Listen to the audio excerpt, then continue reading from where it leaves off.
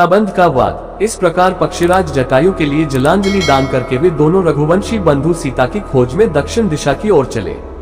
कुछ दूर आगे चलकर वे एक ऐसे वन में पहुंचे जो बहुत से वृक्षों, झाड़ियों एवं लता बेलों द्वारा सभी ओर से घिरा हुआ था तथा अत्यंत दुर्गम, गहन और दुर्गम था।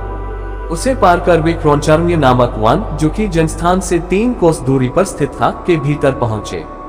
वह वन भी सघन अनेक मेघों के समूह के सदृश श्याम प्रतीत होता था, किंतु विविध रंग के सुंदर फूलों से सुशोभित होने का कारण हर्षोत्फुल्ल सा भी जान पड़ता था। उसके भीतर अनेक पशु पक्षी निवास करते थे। वहां पर उन्होंने सीता को खोजना आरंभ किया, किंतु बहुत खोजने पर भी जब कोई परिणाम नहीं निकला तो वे और आगे चले। इस वन को पार करके मतंग मुनि के आश्रम ले पास जा पहुंचे। वह वन भी भयानक और हिंसक पशुओं से परिपूर्ण था। घूमते घूमते वे ऐसी पर्वत कंदरा पर पहुंचे तो पाताल की भांति गहरी तथा सदा अंधकार से आवृत रहती थी। उस विशाल कंदरा के मुख पर एक अत्यंत मलिन, लंबे पेट वाली, बड़े बड़े दांतों और बिखरे केश वाली, मलिनमुखी विकराल राक्षसी बैठी हुई हड्डी चबा रही थी। राम लक्ष्मण को देखकर वह अट्टहास करती हुई दौड़ी और लक्ष्मण से लिपट कर बोली, आओ हम दोनों रमण करें।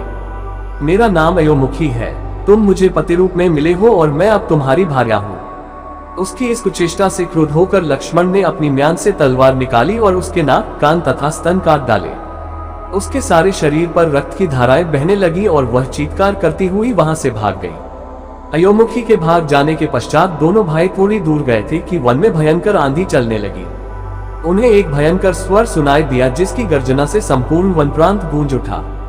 सावधान होकर दोनों भाइयों ने तलवार निकालकर उस दिशा में पग बढ़ाए जिधर से वह भयंकर गर्जना आ रही थी।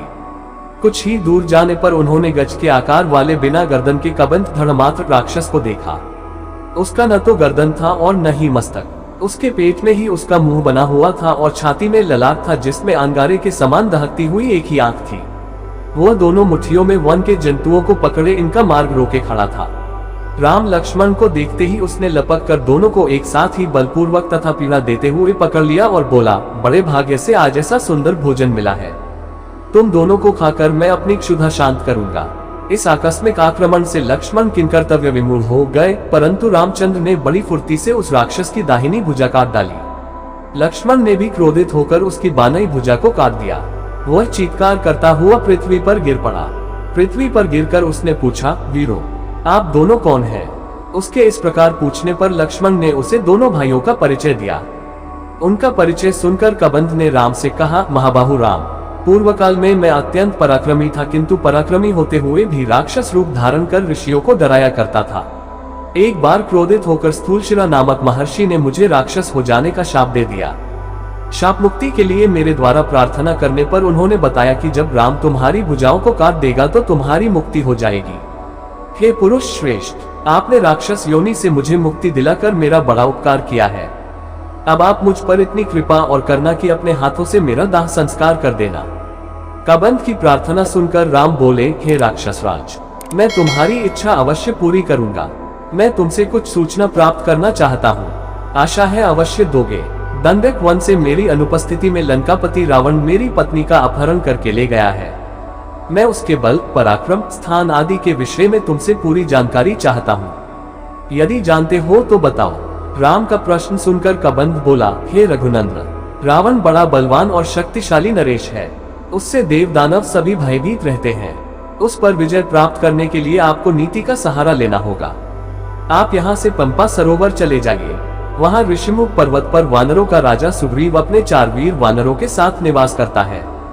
वह अत्यंत वीर, पराक्रमी, तेजस्वी, बुद्धिमान, धीर और नीति निपुण है। उसके पास एक विशाल पराक्रमी सेना भी है, जिसकी सहायता से आप रावण पर विजय प्राप्त कर सकते हैं। उसके ज्येष्ठ भ्राता बाली ने उसके राज्य और उसकी पत्नी का अपहरण कर लिया है। यदि आप उसे मित्र बना सके तो आपका कार्य सिद्ध हो जाएगा। वह राक्षसों के सब स्थानों को जानता और उनकी मायावी चालों को भी समझता है। उसे भी इस समय एक सच्चे पराक्रमी मित्र की आवश्यकता है। आपका मित्र बन जाने पर वह अपने वानरों को भेजकर सीता की खोज करा देगा।